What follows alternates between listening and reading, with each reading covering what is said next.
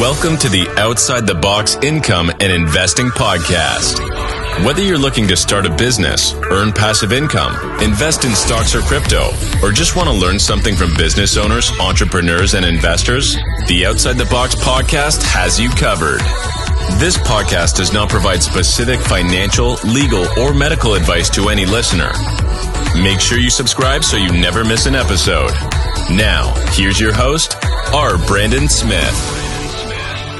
Welcome back to the Outside the Box Income and Investing Podcast. Today I have a special guest with me, Dr. Rhett Polka. Why don't you go ahead and tell our audience about yourself, kind of how you got into PT, what you've been doing, and what you've been up to. Sure. So like most outpatient ortho PTs, I had an injury playing sports when I was younger, ninth grade, had to go to PT, nothing major, but got interested in that. And I was already into strength and conditioning and playing sports as a junior high student athlete. So I thought that what I saw in the PT clinic was a good meld of strength and conditioning, biomechanics, health, wellness. So since basically ninth grade, I knew I wanted to be a PT. Continued to play sports through college, played football in college, injuries here and there, nothing major. But stayed the course with PT, got out of PT school in 2000, 22 years ago, and actually got my first job in the clinic that I was a patient at in junior high, and was really excited because I figured, all this time has gone by and they're going to be doing really cool stuff. They'll be on the cutting edge and I'll be able to do, sports medicine.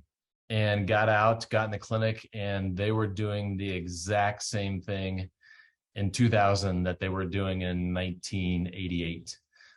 So I was pretty discouraged and fed up with PT within the first 6 months of graduation and knew that I needed to just get out or figure out a better way to do this. That's going to be really frustrating to go 12 years and see no progress at all. Yeah. Well, fast forward 22 more years and there's still not been much progress. So there you go. So after that job, you're feeling burnt out. What did you then do next? Like, how did you fix your burnout or figure out what to do? I started taking as many continuing ed courses as I could. I thought, well, maybe this clinic is an anomaly. I started thinking about my outpatient rotations and there wasn't really a lot of groundbreaking stuff going on there either. So I thought, well, there's got to be somebody out there doing something. So I started taking more continuing ed classes and found like bits and pieces of good nuggets here and there in some other PT's courses, and started to kind of like take the stuff that I thought would work, that made sense, and started to stick things together. And then I went back and said, well, the one thing that we don't really do in a clinic, and one thing that I haven't seen in continuing ed, is actually taking the science that we learned in high school, undergrad, grad school, and actually applying that in the clinic, which should really be what we're doing anyway. Like, why do we go to school, higher education for 7 years and come out to the clinic and do things that have no scientific background? So I started just dissecting everything that I was thinking, all the courses that I was taking, and holding those up to neuromuscular physiology, biomechanics, anatomy, and just seeing what actually made sense because it was science-based. And I threw away anything that wasn't science-based, and I just kept moving forward with what actually made sense and what I could actually pull out a textbook and say, okay, this textbook says this, and this textbook was written after all of the other stuff. So this is all proven science. I'm not going and looking up research articles, which you can manipulate, upside, downside, backwards to say whatever you want it to say. I want to actually look at the real science. And so that's when I started to come up with the process and the system that I came up with to solve the problem of going through every part of an initial evaluation, a follow-up visit, and make sure that it makes sense with science. That makes sense, because you don't want to come out of PT school, especially DPT, and it's like, oh, now you're a glorified personal trainer or a glorified tech, and not really understand why you went to school for so long to do stuff anybody off the street could be trained to do in a few weeks. You know what I mean? Yep. And that's what I basically thought, I could have walked in here in 8th or 9th grade and hooked people up to ultrasound and stim and ice and put them on a stationary bike and stretch their hamstrings and rub their sore spot, slap a piece of tape on something. Back then it was McConnell's tape. Now K-tape did a great job of marketing and making cool colors of tape instead of the ugly skin tone and white tape that we had back in 2000. But it's all the same crap. And I just couldn't see going to school for that long to just do remedial things. Yeah, 100% agree with you. So what did you do? I know you kind of said that you went your research, you learned more, but how did you actually get to a place where you're not doing that? So like I said, I threw away anything that didn't didn't live up to the standard. So I got rid of modalities 6 to 9 months after I graduated from PT school. I stopped stretching people. I stopped putting people in orthotics and inserts. And what I found out that I was basically stripped down to this really small but very focused thought process. And I'm in this clinic with all this junk. So after I started experimenting with patients, and luckily I had a job and I had patients coming in, so they became my guinea pigs. My parents became my guinea pig. My wife was my guinea pig, trying to figure this stuff out. And then after it started to click, I just removed myself from the clinic because I was getting results, and with the tough cases that the other therapists were having problems with, and all of a sudden I started getting all the tough cases on my schedule, and they weren't very tough, and they were getting a lot better, a lot faster than they were getting with the other therapists. And when I tried to educate them what I was doing, and keep in mind, these therapists had anywhere from 8 to 25 years of experience. So they weren't going to change what they were doing. They're already stuck in that model, stuck in that thought process. They weren't going to get out no matter what I told them. And I'd tell them what I was doing and why I was doing this. And they would just look at me and say, well, wouldn't it be easier just to do stim and ultrasound? So I knew that I had to get out. So I went off on my own with, the business background that they give you in PT school, which was nothing. And just opened my own clinic and, learned on the fly. That was 17 years ago. And here I am now. So did you market to physicians initially, or were you doing initially with the business background from PT school? So when I left the clinic that I was at, I had a good reputation with the physicians that referred to us. That was a regular insurance-based PT clinic. I went off on my own and opened a cash-based clinic because it was taking me 45 minutes to an hour to get through visits with these people. And obviously you can't, take a capped insurance contract payment for 45 minutes to an hour of hands-on treatment with the patient. So I started off as cash. Well, as soon as they found out that I was cash, they were like, okay, we're not referring you patients anymore because we want them to use their insurance. So somehow they became their financial planner rather than their physician. So I did the cash route until I kept working on things and kept changing things until I got it down to, okay, I can do this in 35 to 40 minutes. So then I actually started taking insurance that I just picked the ones that actually reimburse the best. So right now I think we're about 35% cash and the rest is insurance based. But that's kind of the route that went. Okay. So you've kind of worked for, what did you say, 6 to 9 months before you opened your own clinic? No. So 6 to 9 months and I started throwing things away. It took me another year and a half to finally put things together to where I could make it reproducible with every kind of patient. So I kept thinking, well, everybody that walks in the door has the same physiology. So why do I need a different thought process with a Medicare patient versus a high school athlete? They have the same root cause of their problem. Why am I changing gears? And why do I care about differential diagnosis when I'm trying to get down to root cause, not trying to figure out a different fancy word for, patellofemoral syndrome versus Osgood-Schlatter versus knee strain? Who cares? I still need to figure out why that individual person has that problem, which is going to be different than 10 other people with anterior knee pain. That makes sense. So you've been doing this now, you said 22 years basically of opening your own practice or having your own practice. What do you think is the biggest, well, actually, let me rephrase this. I know you said that when you graduated PT school, 12 years later, it seemed like everyone was doing the same thing from when you were a patient. Do you think now you see PTs graduate and they're doing the same exact thing? So we have students come through here and do their rotations, and we try to get third-year students in. It's interesting because we just had 2 first-year students come through, and now I've got a third-year student. So kind of comparing them and comparing the students across the board over the last like 3 or 4 years. The good thing is a lot of the PT schools are actually implementing strength and conditioning courses. When I went through PT school, the only reason why I knew anything about exercise is because I was a competitive lifter and a college athlete and a high school athlete that knew lifting before I got to PT school. Because every time we asked questions about, well, when are we going to learn exercise? The answer was, oh, you'll get that on clinicals. And then you go to your clinical and you're with somebody who's got 30 years experience of doing garbage PT and they don't know anything about exercise. How are you going to learn anything about exercise from somebody who doesn't know anything about exercise? So it's nice to see that a lot of PT schools are actually implementing strength and conditioning courses. It's also nice to see that a lot of the students that come through, when I bring up modalities, they'll say, well, we learned that, but the professors basically said, we have to teach you this to cover the bases, but this isn't what you should be hanging your hat on. So that's been really nice. The problem is you're still falling back on the stuff that was done in the 80s that's just marketed differently now. It's the same crap. It's just a different marketing scheme and, a different color, a different, packaging, whatever it is. But the thought process remains the same.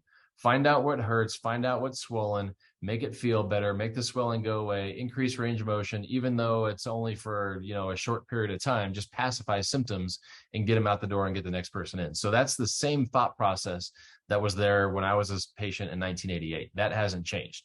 That's what I'm trying to change and say, we should never be treating symptoms. Our goal should never be to get rid of pain. When patients leave, they come in and they've got 8 out of 10 pain and they leave and it's 3 over 10. I'm totally fine with that, because what should happen, if I gave them the right things to do at home and I did the right treatment here, got down to the root cause, 2 hours from now, that 3 out of 10 pain should go to 1 out of 10 or 0 out of 10. If you're using the old school thought process, it's cover up symptoms now, even though symptoms are going to come back an hour later. So it's totally backwards. So it's been nice to have patients or students come through and see that PT school is evolving, but it still hasn't taken the next step to say, okay, how do we apply all of this science that we just spent all of these years learning? And how are we going to avoid treating symptoms, which does nothing but make us the same as the personal trainer in the gym next door, the chiropractor down the street, the massage therapist across the block? It's all the same crap, because all people, all other professions are chasing symptoms. That makes sense. Do you feel that PT school is still, or students you've seen in other clinics, are still, in a sense, making PTs glorified timekeepers, where it's all about keeping the patient for times, days a week, and not really about the patient? Fortunately, they haven't been totally corrupted because they're still in school. So they haven't got out there. They don't have somebody standing over them saying, you need to build this many units and you need to see 4 patients an hour and, you got to hit your bonus and blah, blah, blah. So they haven't had that happen to them yet. But they don't have a defense system to stay away from that. PT school is not teaching them how to think critically and teaching them how to defend into falling into that broken model. So it's not their fault when they get out into the real world and they're like, oh, well, this is what's expected. When I took this job, they said I was going to be mentored. Well, I'm being mentored by people who don't know anything about exercise and they want to cover up symptoms. So they can't do anything but fall into the broken system. So fortunately, the students that I've worked with have really tried hard, and I really try hard with them to reverse engineer everything they think. So on day one, I'll ask them, what's the function of the soleus? And as soon as they tell me that's a plantar flexor, I say, no, we got stuff to work on because it's not a plantar flexor. So I reverse and re-engineer their whole thought process. So they're thinking about function. So they're thinking about mechanics. They're thinking about, what happens on the neurophysiological level versus how do I make this person feel better? But you are reinforcing for their boards. It's a plantar flexor, though. Yeah. So that always comes up. They'll say, well, how am I going to pass my boards after I leave here? And I say, just revert back to PT school thinking, give them the answer that they want. Don't try to change anybody's mind on the boards, pass your boards. And then once you get out into the real world, then you can actually do real stuff. Okay. So through going through this experience, I understand that you've created a course and also a mentorship product in a sense. Can you tell us a little bit about that? Yeah. So pre-COVID, I was teaching live courses, the 180 system, which we received a patent on 2 years ago now. Or a year ago, 1 or 2 years ago, I can't remember. But that was a live course that was 2.5 days, 1 weekend, and then come back 2 weekends later and do another 2.5 days. So I think the good thing with COVID is it made me shift to an online module format, which is way easier for students to absorb the information, because I'm basically coming in there for 2 days and just reconfiguring your whole thought process, teaching you how to do all this stuff, which is the exact opposite. That's why it's called the 180 system. It's the opposite of what you were taught in school. So that was hard for people to absorb. So now it's an online module. It's through a drip. So you're getting modules weekly. You can rewind and go back and watch the old stuff.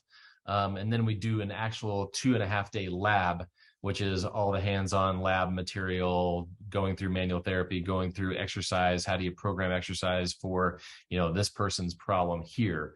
So that course has been going on since COVID. And that's, like I said, the majority of that is online modules. And then we get together for 2.5 day lab weekend to do all of the hands-on stuff and run through case studies and actually see what things feel like. Do you feel that that course, that system that you created, is solving all the problems that you've seen over the past 22 years or so? Boy, I think it's the best thing that's out there. I haven't seen anything out there, residencies, courses, CEU courses, whatever. I haven't seen anything that comes close. There's still so many holes in everything because, like I said before, this is a system that is a thought process that works with every age level, every activity level, every diagnosis, and it streamlines everything. So we're teaching these therapists how to go from thinking they need an hour to do an evaluation to getting that evaluation done, getting phenomenal results in that evaluation and treatment. And it's only taking a half an hour to 40 minutes. So a lot of the students that have gone through the shift, the member shift, the course that's online, have gone off on their own, either to go 100% on their own in their own standalone clinic, or to niche out and do some work on the side with their specific niche. And the really good thing is, every time I talk to or see or DM with a cash paid PT, they think it's supposed to take an hour to 45 minutes to an hour and a half with a patient, which is absolutely ridiculous. You should be able to get results and move that patient forward in a half an hour to 40 minutes, which decreases how much you're charging them. So they like it. They spend less time with you. They get better results and they're paying less. But if you look at the way we structure the way I teach the students to structure the payment, they're making more per hour by seeing every patient every 30 to 40 minutes, and they still get phenomenal results. So that's one of the things that's come out of this course. Is I'm surprised with how many of the therapists that have gone through, and we have chiropractors going through it too, have gone on and said, okay, I'm done working for this person. I'm going to go open up my own shop in a gym or a standalone clinic, and they're crushing it, and they're getting results, which is the most important thing. Do you think that mindset shift comes from PT school, where they're taught bill for time, bill for units, and every PT I talk to too, it seems like, well, it's about time. And it's like, no, it's about the value and the outcome. I feel like it's very hard to shift that mindset. I don't know if you have that problem as well with your students. Well, and you said the V word, value. When I talk to therapists that are either planning on going cash on their own, or they've already gone cash on their own and they're struggling because it's not working. One, you didn't differentiate yourself. Why am I going to pay you $200 to treat me for an hour and 15 minutes to an hour and a half when I can go down the street to the other guy and get K-tape and a massage and corrective exercises and all that junk in a half an hour for a $20 copay. So you didn't differentiate, which means your results are the same, and the patient's not seeing the value. So a patient will see a value in paying you $90 for a 40-minute visit and getting results that are so good they can go back to doing whatever they wanted to do after one visit. They don't have to come see you twice a week for 6 weeks. That's the old school thought process, that it takes time for this stuff to heal, that you have to wait for the swelling to go away. No, you don't. If you understand your physiology, you understand that if you correct physiology, things work better, symptoms go away quickly, and that patient can get back to whatever they want to do in 1 to 3 visits that are 35 to 40 minutes, and they're paying you a fraction of what you were asking for an hour and a half visit. So to the cash model PTs, I don't think they think about that before they go off. They think about, screw the insurance company. You're not screwing the insurance company by charging those people that much for an hour and a half. You're screwing the patient. So you're not solving the problem. And I think that's such it's just a mindset that's baked into us. You know, you think back before you went to PT school, you had to do observation hours. You probably worked as a tech somewhere. So you've already got that mindset and that bias baked into you. So like, I literally have to sit there and talk to people and say, stop thinking that way. Like, forget about what you think you know and think about it this way. And once they get that in their head, they're like, holy cow, that's a lot easier and a lot more effective, which gives them value. So once they get that, or that mindset change, and they get the results from your program, what would you say the best results from your program have been so far? The best results as far as like students? And yeah, people that have gone through your course or students you've mentored, anything along those lines. The one that pops on the top of my head, I had a student that he was actually a patient of mine, got interested in being a PT because he was a patient of mine, went through PT school, got out, got a job at the biggest orthopedic group, biggest PT mill in Northern Colorado, was just jamming through Medicare post-op patients all day long because they employ ATCs who can't see Medicare. So then all the ATCs get to see the athletes. So he's stuck seeing post-op knees and hips all day. Took the course.